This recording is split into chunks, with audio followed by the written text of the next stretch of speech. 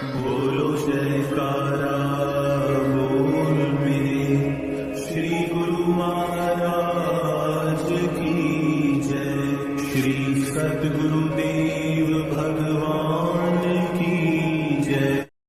गुरुमुखो, दुनिया को स्थायी रूप मानकर जो अज्ञानी जीव इस धोखे में पड़ा है, उसकी अज्ञानता का वर्णन नहीं किया जा सकता।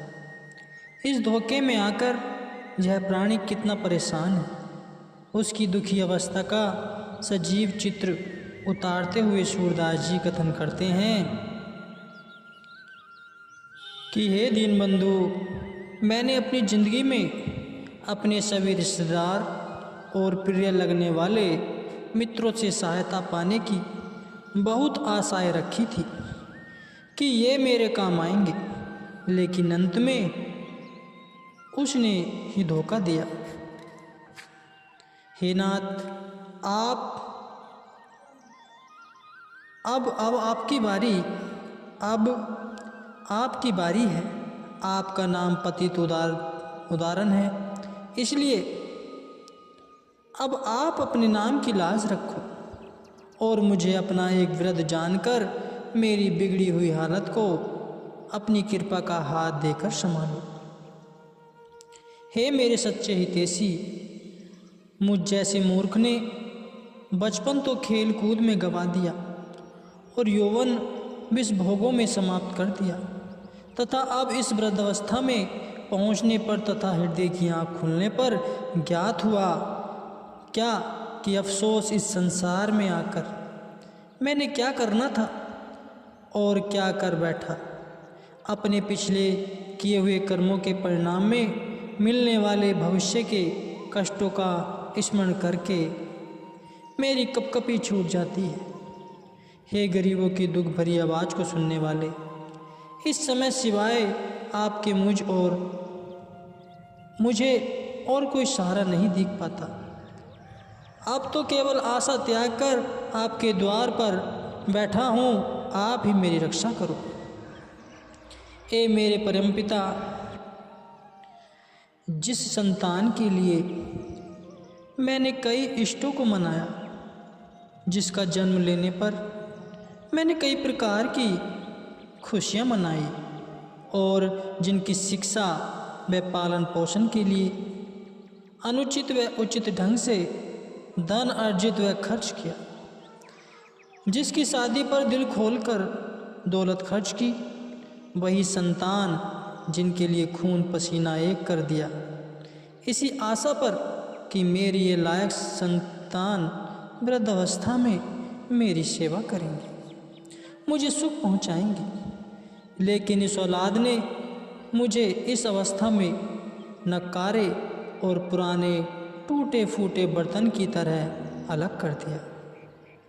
अब उन्हें मेरी कोई बात नहीं पसंद आती, मेरा कोई काम उनको अच्छा नहीं लगता, यहाँ तक कि मेरा शरीर भी उनके लिए भार रूप बना हुआ है। हे मालिक, जिसको शास्त्रों ने अर्धांगिनी का दर्जा दिया हुआ है, उसी स्त्री के प्रति एक नाज नखरे को पूरा करने के लिए मैं किसी प्रकार के पाप कर्म करने तक से न शर्माया। वो स्त्री यौवन अवस्था में मुझे नाथ जी, स्वामी जी जैसे प्रिय लगने वाले शब्दों से संबोधित करती थी। उसने भी अब मेरी सेवा करने से इनकार कर दिया। हे दयालु सगे भाई, जिन्हें अपनी भुजाओं से तुलना दी जाती है, अब उनको भी भ्रांत प्रेम न मालूम कहाँ लुप्त हो गया है। वही भाई जो आइए भ्राता जी कहकर पुकारते थे, वही अब दूर से ही देखकर मुंह फेर लेते हैं और शक्ल तक भी नहीं दिखाना चाहते। हे नाथ, अधिक क्या दुख वर्णन करूं।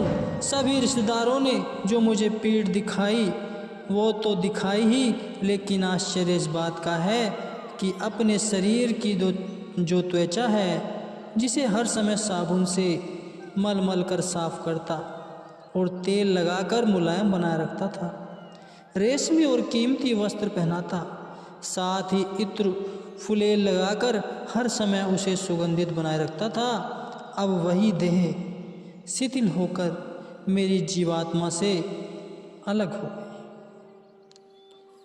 इसके साथ कानों ने सुनने और पाँवों ने चलने से जवाब दे दिया है।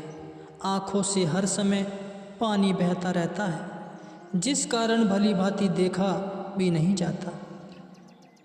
भंवरे के समान काले स्याही बाल अब सिर्फ बर्फ की भांति सफ़ेद हो गए। वही कंठ जिसकी सुरीली आवाज़ को सुनकर लोग मस्त हो जाया करते थे, अब वही गला कफ से ऊका हुआ है। हे देव,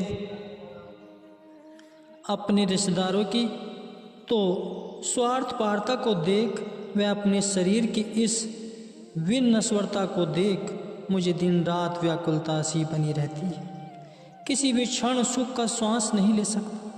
लेकिन हे नाथ, यह बात तो और भी आश्चर्य में डालने और दुख देने वाली है कि इस प्रकार अत्यधिक कष्टों को मिलने के अतिरिक्त हृदय से मोह और तृष्णा ने निकलने का नाम न लिया। दुनिया की नश्वरता को देखते हुए भी लोभ लालच दिल में निरंतर बढ़ोतरी पर है।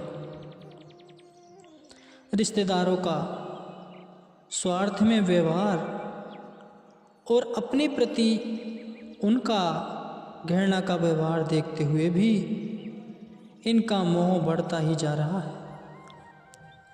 हे दीनानाथ, मेरा तो अब कोई चारा नहीं चलता, सिवाय तेरे मुझे इष्ट कष्ट से बचाने वाला कोई दूसरा नजर नहीं आता। अपने रिश्ते नाते व अभिन्न भिन्न मित्र जिन पर मुझे अति विश्वास था कि वे मेरे दुख के समय मेरे काम आएंगे, समय आने पर सब ने आंखें फेर ली। हे प्रभु, इन कष्टों से बचने के लिए आपकी अपेक्षा अन्य किसी में शक्ति नहीं। इसलिए भक्त सूरदास जी कहते हैं कि हे करुणा सागर, अब तो जो कुछ होगा आपकी ही कृपा व दृष्टि से होगा। ये जीवन आपके ऊपर छोड़ दिया है। जो करना है प्रभु आपको करना है, जैसा रखना है प्रभु आपको रखना है। मैं इस संसार को त्यागना चाहता हूँ, इस नश्वर संसार को भूल जाना चाहता हूँ। प्रभु, अब आपके चरणों में ही प्रीत लगानी है और जैसा करना है प्रभु आपको करना है।